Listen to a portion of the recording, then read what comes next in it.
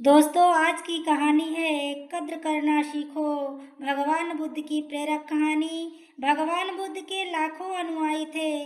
इन्हीं में से एक पिछले कई सालों से रोजाना उनके आश्रम में जाया करता था, उनके प्रवचन सुना करता था, ध्यान लगाया करता और वापस चला जाता। यह सिलसिला ऐसा ही चलता रहा, मगर एक दिन यह अनुयायी आश्रम नहीं आया और उसके बाद उसने आश्रम में जाना ही छोड़ दिया। बाकी कई लोगों की तरह बुद्ध ने भी यह महसूस किया कि उसका नियमित आने वाला अनुयायी किसी वजह से अब आना बंद हो गया है। इस बात को कई दिन बीत गए। एक दिन बुद्ध अपनी भिक्षा मांगकर एक गांव के रास्ते से गुजर रहे थे। यह गांव दरअसल उसी अनुयायी का था जिसने अब आश्रम में आना छोड़ दिया था। बुद्ध उस अनुयायी के घर की तरफ चल दिए। जब उसके घर के पास पहुँचे तब वह अनुयायी अपने घर के आंगन में कुछ काम कर रहा था।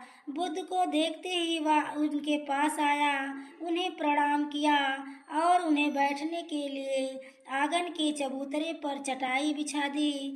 बुद्ध चटाई पर आराम से बैठ गए और अनुयायी से बात करने लगे। बुद्ध ने अपने उस अनुयायी के स्वास्थ्य के बारे में पूछा और फिर पूछा कि उसके परिवार में सब कुशल मंगल तो है ना। अनुयायी ने कहा कि सब कुछ ठीक है, कोई भी अस्वस्थ नहीं है। बुद्ध ने उससे आगे पूछा, अगर सब ठीक है तो तुमने आश्रम में आना क्यों छोड़ दिया। अब अनुयायी ने थोड़ा सा शर्मिंदा होते हुए कहा, गुरुजी, मैं क्या करता, मेरे पास पहनने के लिए सिर्फ एक ही जोड़ी कपड़ा है और वह भी अब जगह जगह से फट चुका है, उसमें कई जगह छेद हो गए हैं। अब आप ही बताइए, ऐसी हालत में मैं इतने सारे लोगों के सामने कैसे आता। बुद्ध ने उसकी तरफ ध्यान से देखा और पाया कि उसकी बातों में पूरी सच्चाई थी और उसके कपड़ों की हालत खराब थी। बुद्ध ने मुस्कुराते हुए उस अनुयायी के कंधे पर हाथ रखा और सब ठीक हो जाएगा बोलकर उसे दिलासा दिया और वहां से चले गए। एक बार बुद्ध जब प्रवचन दे रहे थे तो प्रवचन खत्म होने के बाद बुद्ध ने अपने एक धनवान अनुयायी को रुकने के लिए कहा। बुद्ध ने उससे कहा कि वह उनके गरीब अनुयायी को 2 जोड़ी कपड़े भिजवा दे। श्रीमंत अनुयायी ने उनसे वचन दिया कि वह अगले दिन जैसा उन्होंने कहा है ही वैसा ही करेगा। अगले दिन अपने वचन के मुताबिक श्रीमंत अनुयायी ने अपने नौकर के हाथों न सिर्फ उस गरीब अनुयायी के लिए बल्कि उसके पूरे परिवार के लिए 2 जोड़ी कपड़े भिजवा दिए। नए कपड़े पाकर गरीब अनुयायी और उसका पूरा परिवार बहुत खुश हो गया। अगले दिन से बुद्ध ने देखा कि वह अनुयायी फिर से आश्रम में आने लगा है। बुद्ध ने उससे पूछा कि अब तुम्हें कोई परेशानी तो नहीं है, अगर है तो बताओ।